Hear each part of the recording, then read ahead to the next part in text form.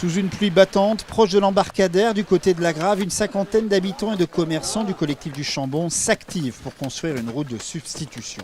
Armés de pelles, de pioches et de râteaux, ils creusent, ils ratissent. Sur quelques dizaines de mètres, un chemin se dessine.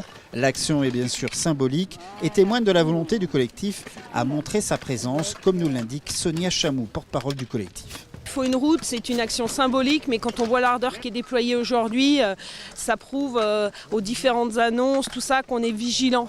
On est vigilant sur la route, on est vigilant sur les mesures qui ont été promises et on sera là pour montrer aux instances qu'on les surveille et qu'on veut que des mesures soient prises. Le collectif du Chambon a bien noté les annonces faites cette semaine, notamment celles qui concernent à aider les entreprises. Mais il faut aussi prendre des mesures à très court terme pour la gestion de cette crise au quotidien. On n'a toujours pas un ponton correct pour monter sur les bateaux.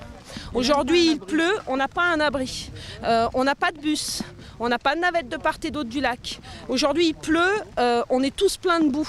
C'est le quotidien des gens qui doivent utiliser le bateau. On est aussi pour mettre